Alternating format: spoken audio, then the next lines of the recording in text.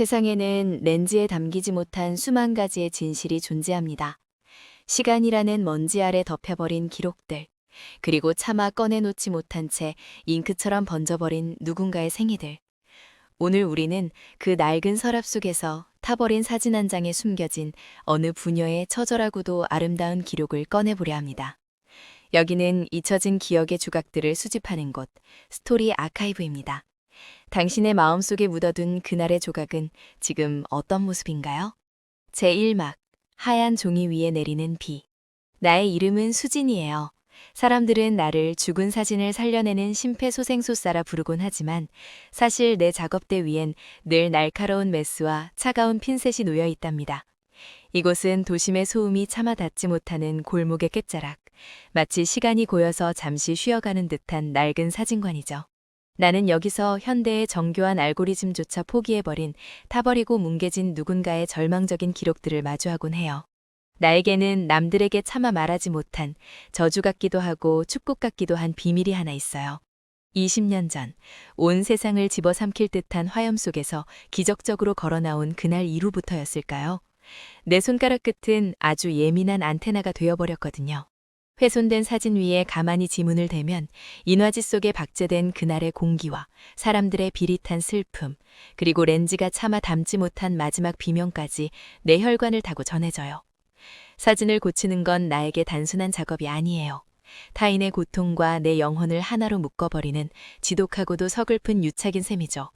작업을 마치고 나면 늘 손끝이 거뭇하게 물들곤 하는데 그건 아마 잉크 때문이 아니라 사진 속 주인공이 흘린 마른 눈물이 내 몸으로 스며들었기 때문일지도 몰라요. 주변에서는 내가 참 차갑다는 말을 자주 해요.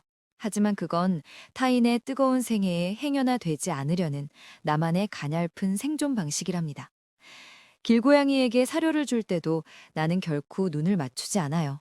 정을 주면 그 생명의 마지막까지 내 어깨에 짊어져야 한다는 공포를 나는 그 화염 속에서 너무 일찍 배워버렸거든요. 내 서랍 깊숙한 곳에는 20년째 단 한 땀도 손대지 못한 가족 사진이 한 장 있어요. 아빠와 엄마의 얼굴이 숙검댕처럼 변해버린 그 사진을 만질 때마다 내 손끝은 타들어가는 통증에 비명을 지르곤 하죠. 내 능력으로도 고칠 수 없는 단 하나의 기억. 어쩌면 그건 부모님이 나를 버리고 떠났을지도 모른다는 확인하고 싶지 않은 진실로부터 나를 지키려는 방어기제였을지도 모르겠네요. 그러던 어느 해 들녘이었어요. 사진관 문에 달린 녹슨 종이 낮게 울리더군요. 마치 오래전부터 예고된 방문처럼 한 노신사가 그림자를 길게 늘어뜨리며 들어왔어요.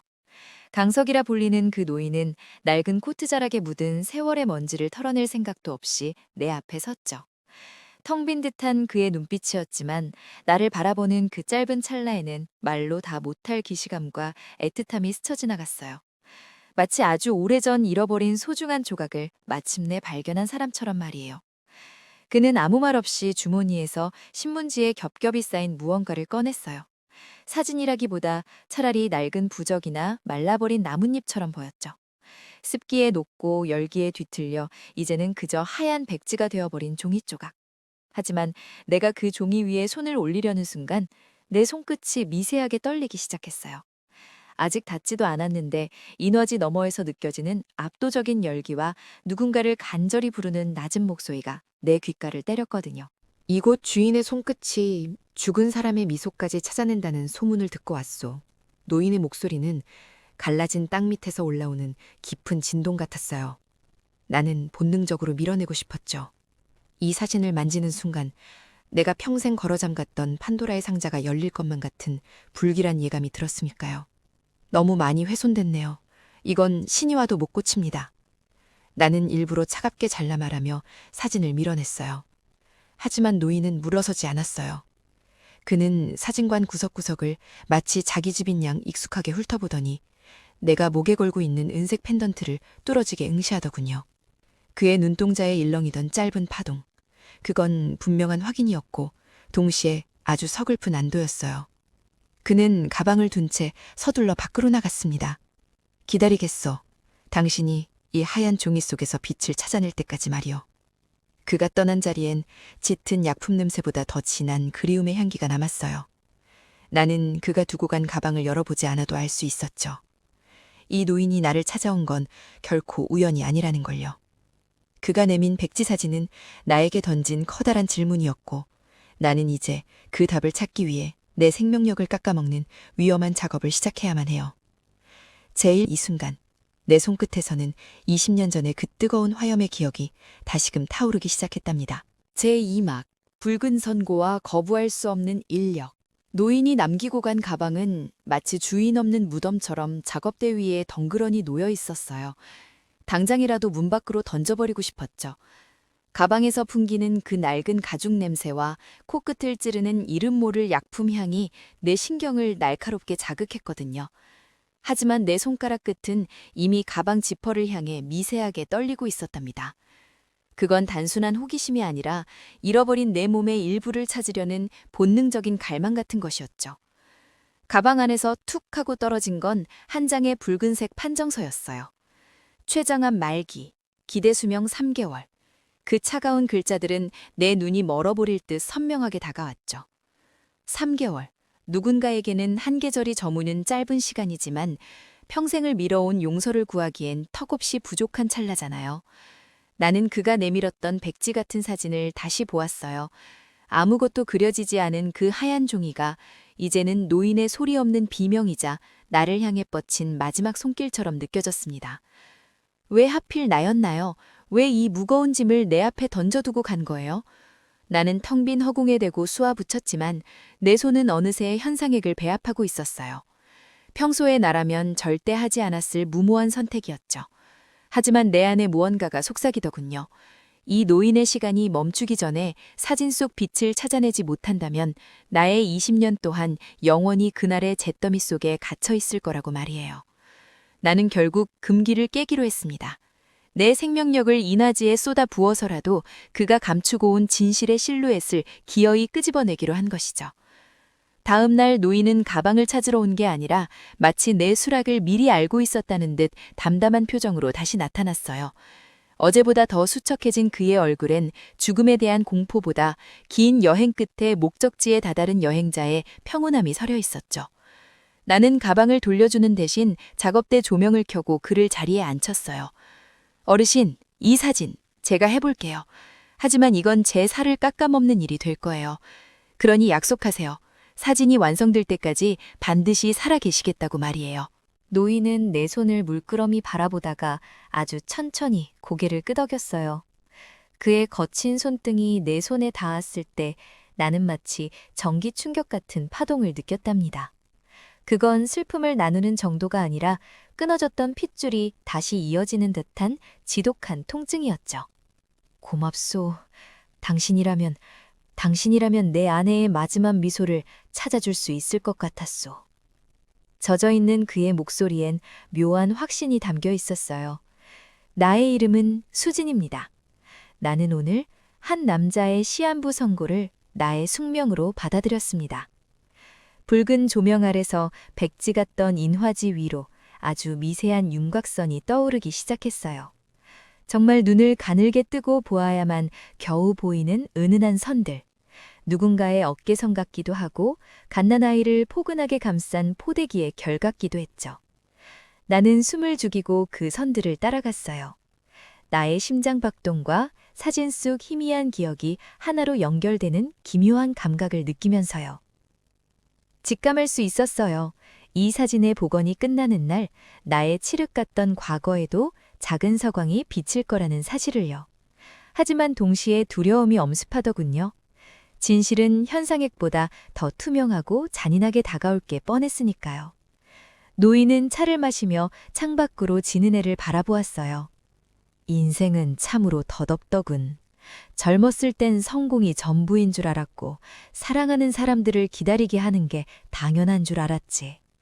그런데 막상 끝에 서 보니 남은 건 용서받지 못한 기억뿐이야.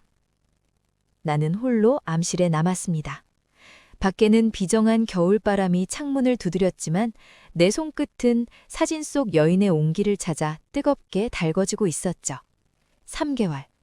우리에게 허락된 이 짧은 유예 기간 동안 나는 저 노인의 부서진 생을 수리하고 나의 지워진 이름을 되찾아야만 해요. 그것이 이 잔인한 운명이 나를 이 낡은 사진관의 주인으로 앉혀둔 진짜 이유일지도 모르니까요.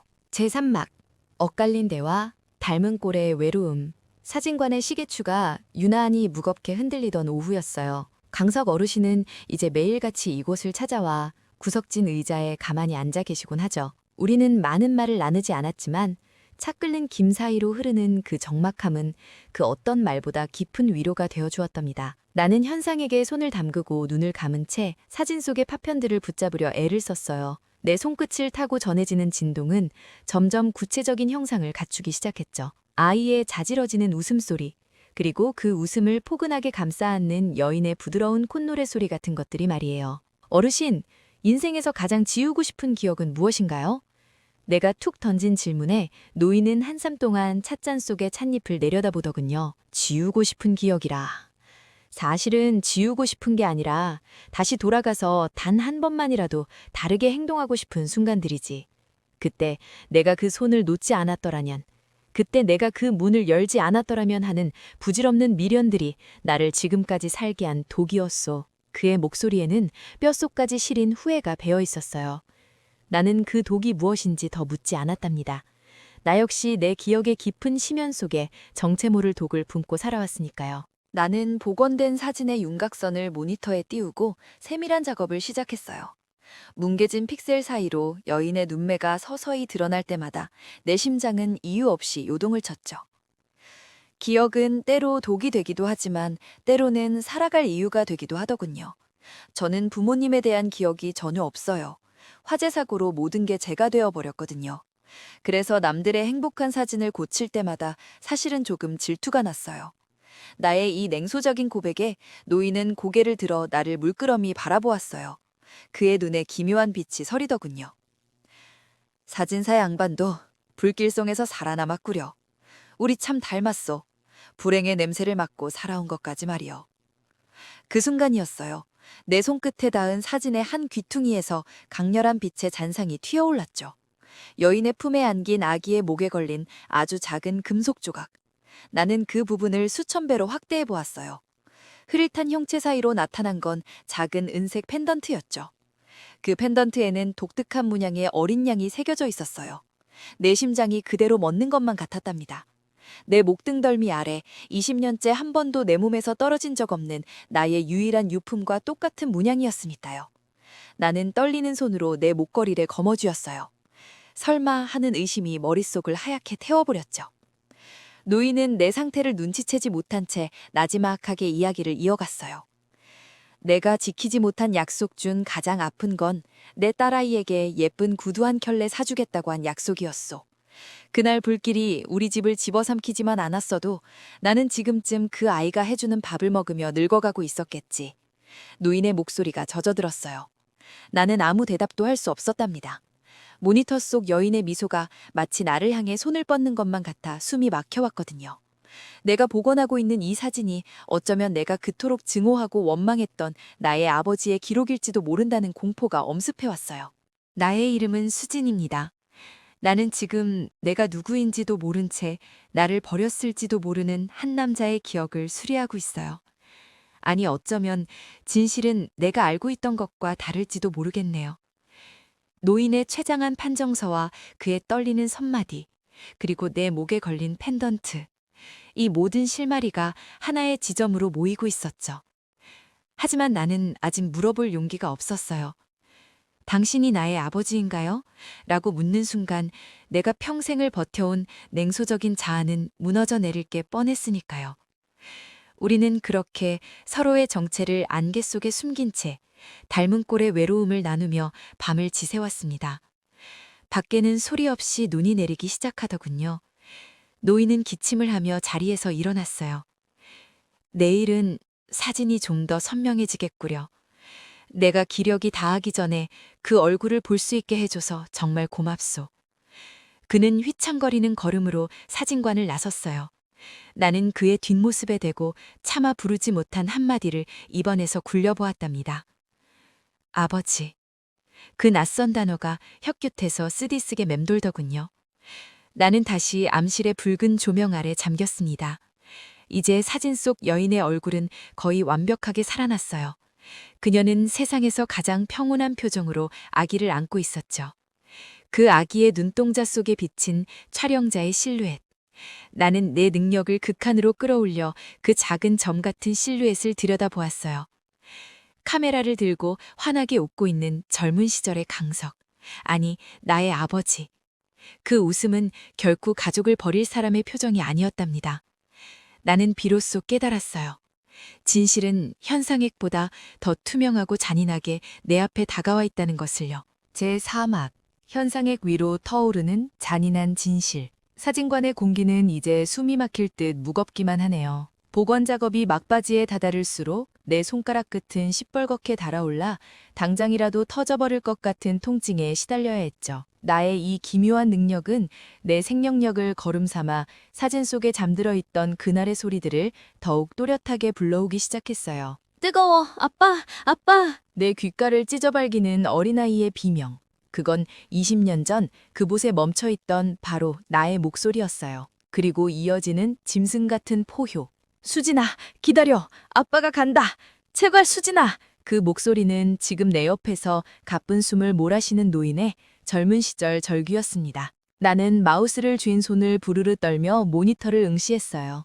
사진 속 엄마의 눈동자 굴절률을 조정하자 그 유리알 같은 망막에 비친 촬영 당시의 풍경이 기적처럼 드러나더군요. 아빠는 가족을 버리고 도망친 방관자가 아니었어요. 그는 불길이 치솟는 집안으로 맨몸으로 뛰어들어 무너지는 석가래를 온 등으로 받쳐내며 엄마와 나를 창밖으로 밀어내고 있었죠. 먼저 나가!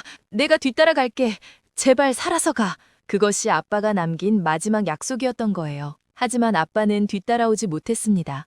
폭발음과 함께 집이 무너져 내렸고 아빠는 그 잿더미 속에서 기적처럼 살아남았지만 뇌 손상으로 기억의 절반을 잃은 채 평생을 속죄하며 살아온 것이었죠. 나는 고개를 돌려 의자에 기대어 잠든 강석 어르신을 보았습니다. 그의 마른 얼굴 위로 흐르는 눈물 자국. 그는 기억을 잃었으면서도 본능적으로 이 사진관을 찾아와 자신의 죄를 씻으려 했던 거예요. 아빠, 왜 말하지 않았어요? 왜 혼자 그 지옥 속에 살고 있었던 거예요? 나는 입 밖으로 나오지 않는 통곡을 삼켰습니다. 그때였어요. 강석 어르신이 발작하듯 기침을 하며 깨어났죠. 입가에는 검붉은 혈흔이 묻어 있었고 그의 눈동자는 이미 초점을 잃어가고 있었어요. 사진사 양반, 이제 다 됐소? 우리 아내 얼굴, 우리 딸아이 얼굴, 이제 볼 수 있는 거요? 그의 목소리는 바람에 흩날리는 재처럼 위태로웠습니다. 나는 차마 내가 당신의 딸이라고, 당신이 나를 살렸노라고 말할 수 없었어요. 그 진실을 감당하기에 그의 심장은 너무나 얇은 종이장 같았으니까요. 나는 떨리는 손으로 인어 버튼을 눌렀어요. 잉크가 종이 위를 지나가며 세상에서 가장 아름다운 세 사람의 미소가 선명하게 그려지기 시작했지요. 하지만 기계음이 멈추기도 전에 강석 어르신은 가슴을 부여잡으며 바닥으로 쓰러지고 말았습니다. 어르신, 정신 차리세요. 아빠, 눈 좀 떠보라고요. 나는 그의 차가운 몸을 끌어안고 울부짖었어요. 하지만 그는 희미하게 웃으며 내 손을 꾹 쥐더군요. 내 딸도 당신처럼 참 따뜻한 아이였을 거요. 고맙소. 정말.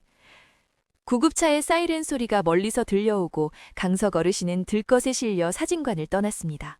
그의 손에는 아직 채 마르지 않은 20년 전의 행복이 담긴 사진 한 장조차 들려있지 못했어요. 내가 그 사진을 건네주기도 전에 운명은 무심하게도 그를 데려가 버렸죠. 나는 텅 빈 사진관에 홀로 남겨졌습니다. 작업계 위에는 완벽하게 복원된 우리의 가족 사진이 나를 비웃듯 놓여 있었고 나는 그 사진 속 내 어린 얼굴을 만지며 오열했습니다. 나의 이름은 수진입니다.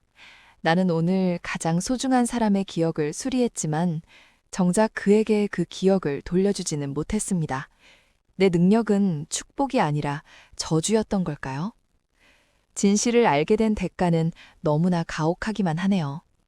나는 붉은 약품 냄새가 진동하는 암실 바닥에 주저앉아 아빠가 평생을 견뎌온 고독의 무게를 이제야 온몸으로 느꼈습니다.